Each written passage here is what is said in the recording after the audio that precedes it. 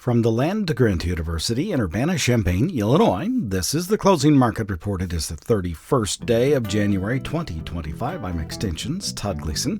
Coming up, we'll talk about the commodity markets with Mike Zuzolo. He's a globalcomresearch.com.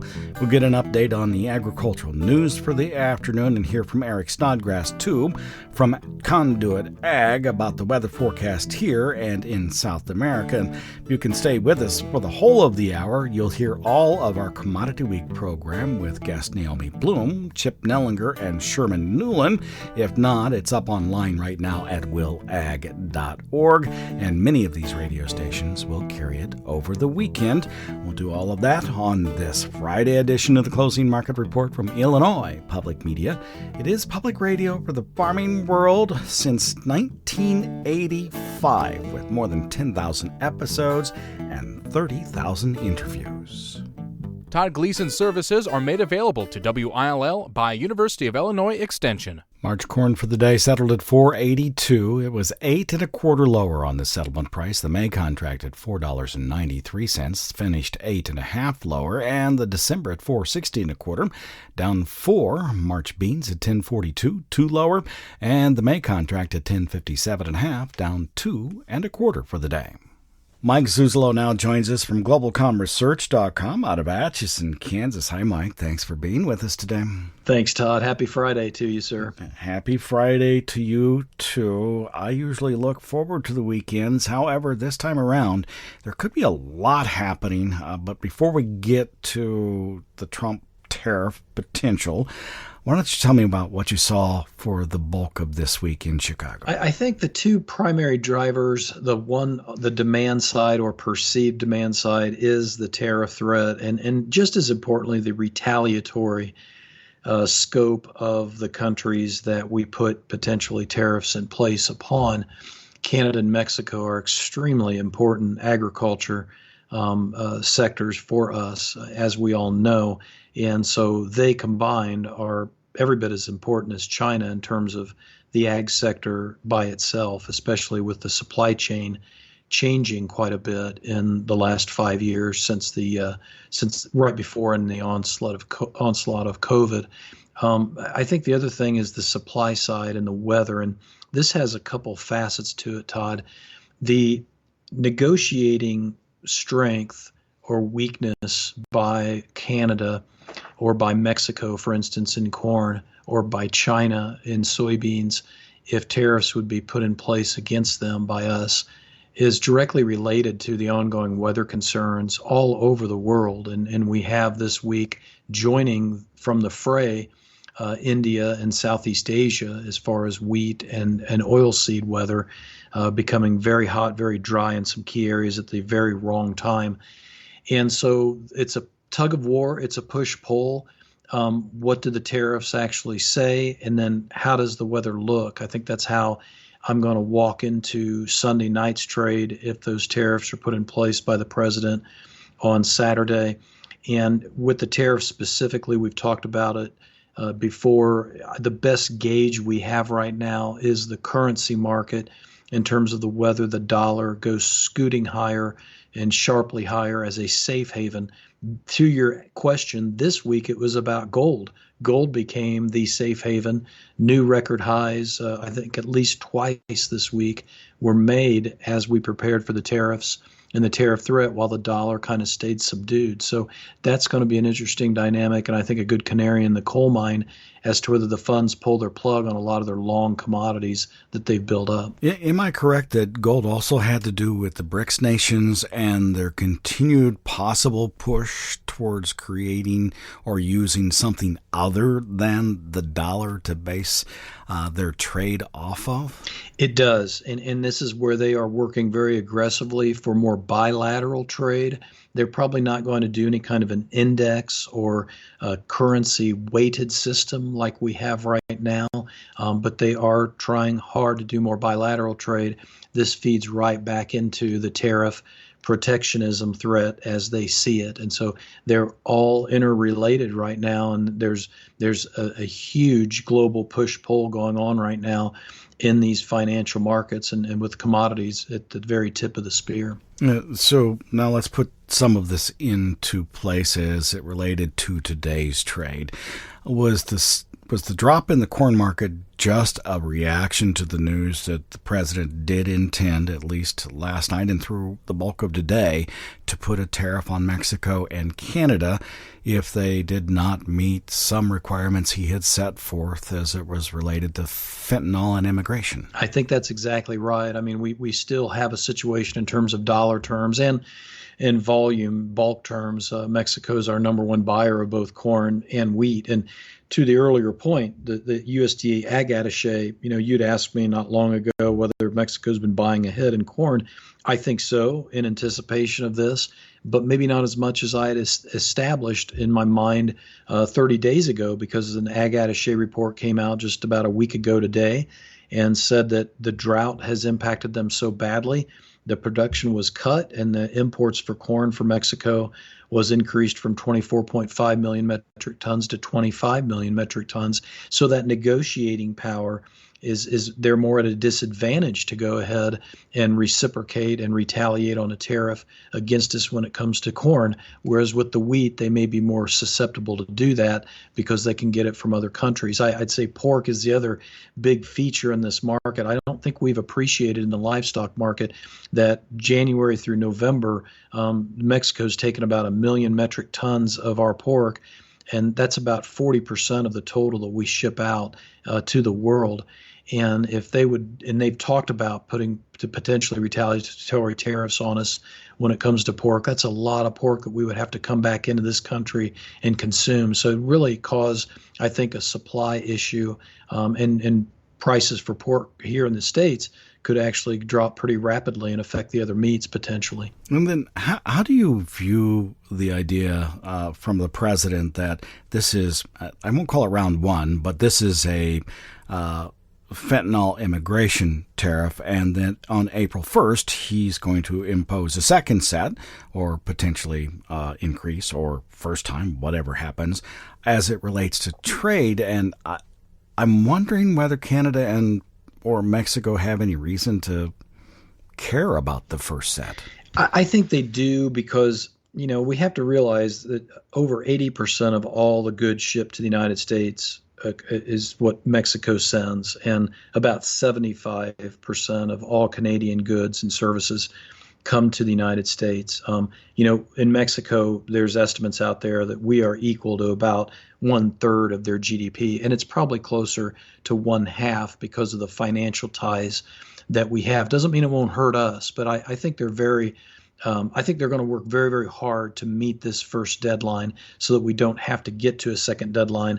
And that's kind of my answer to your question is President Trump is making it very clear to our trading partners, you think this is bad. If you don't do the easy, quote, easy stuff, wait till we get down the road to the spring and summer. And again, his tariff policy and his foreign policy truly are one and the same, and we keep seeing that over and over again. Couple of other things we should probably take up.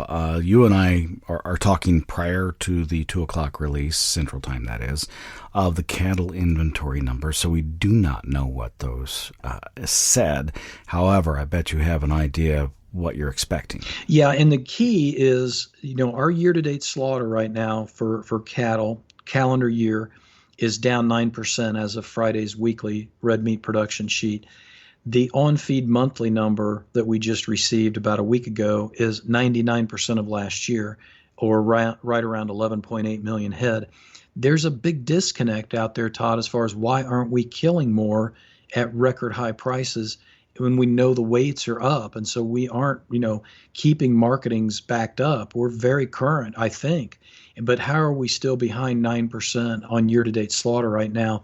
And I think this is what the inventory report's going to need to show me, is which number is correct. Or do we have beef cows on January 1 of last year, 28.2 million head? How much lower is that? All cattle and calves, 87.2 million head a year ago.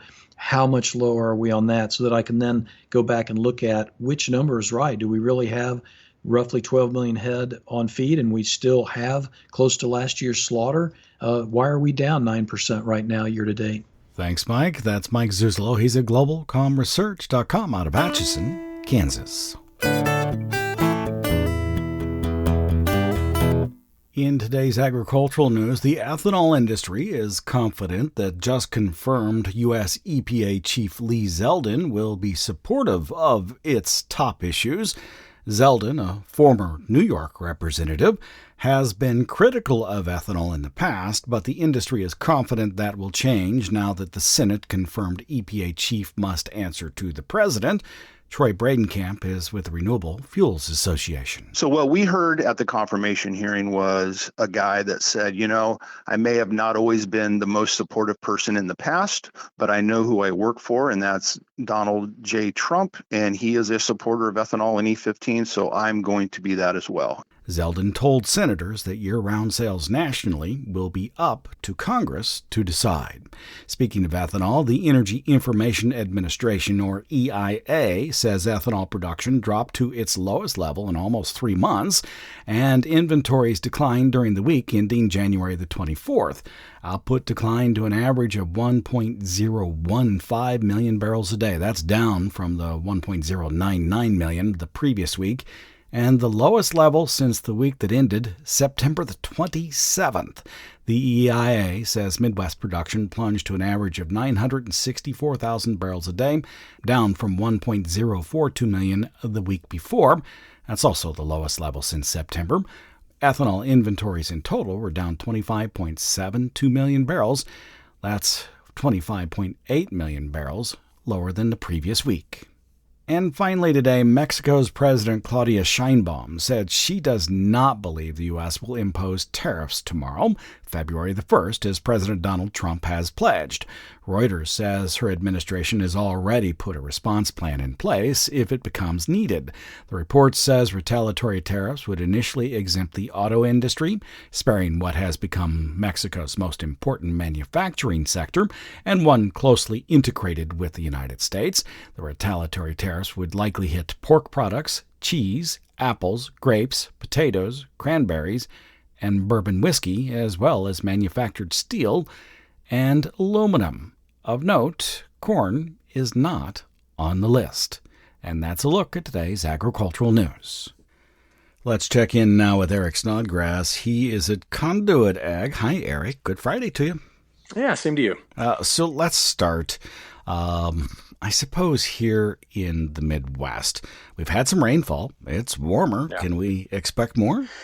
Yeah, this will be an interesting go of it. I mean, January was such a cold month. When we kind of wind it all back and look at the stats at the end of it for the country, I think we're going to end up with one of our coldest Januaries on record.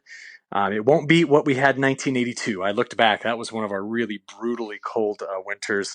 But we're going to be up there. And what's interesting about that is this rain at the end only happened when we started to get mild again. So my point here is that so much of January tapped into Arctic air. And to be honest with you, Todd, the rain at the end of the month's been great. Here it is. And that's soaking right into the topsoil, which is where we do need it given the mild conditions. But I just still wonder if that fall drought is lurking underneath all of this in the depth of our moisture profile in the soil. Well, what tells you about that or continues to tell you that kind of story in our weather conditions? Yeah, I mean, I look. There's a lot of things to look at. The big one is I look at the rivers. Okay, so when I go see the Mississippi River at St. Louis and at Memphis, not making major recoveries. I mean, at St. Louis, I think it's still 3 feet below low stage. That tells me the whole upper tributaries of the Missouri River and also the upper Mississippi are still low. Plus, there's some great maps out there that I look at from NASA that just kind of, I think, do a good job at kind of giving the macro scale view. And we've got issues. And it's, some of the ranks in terms of how dry this January is, excuse me. Parts of Iowa, Wisconsin, Northern Illinois, Minnesota, Nebraska, the Dakotas. I mean, that is most of our central and western Corn Belt. We've got several climate reporting districts in there that are showing a top 5 driest, with several right around the Wisconsin, Iowa, Minnesota border that just had their driest Januaries on record because they did not get the moisture that we just saw. Did you see, by the way, the note about the Ogallala aquifer being more than a foot lower this year than it was last year? I'll just say this. I'm not surprised by that information, even though parts of the southwestern and high plains had a ton of moisture in November. I talked to those growers. I saw some of them just this last week, and they said, look, that was great moisture. It's sitting in the top, foot and a half. But that Ogallala is much deeper than that. And we look at how that whole, aquifer system has been changing with time. And you look back at the pressure put on it during the drought in 2024, the one that lasted 2.5 months out there. And I'm not surprised that it's shown up that much lower compared to a year ago. Now bring this back to the transition from, January to February, which happens over the next few hours. What does February look like? Well, February is going to look like a redistribution of high pressure. Now, what does that mean? We've had parked off the west coast of North America a huge Pacific high. I think it's going to move. I think it's going to move to the Bering Sea. And you say, well, what does that do? Well, that repositions all of the coldest air back into the Canadian prairie, back into the Northwest, and back into parts of the Northern Plains. And we're going to see more chances in the next 10 plus days of mild weather than we are going to see cold. Now, I don't think that lasts.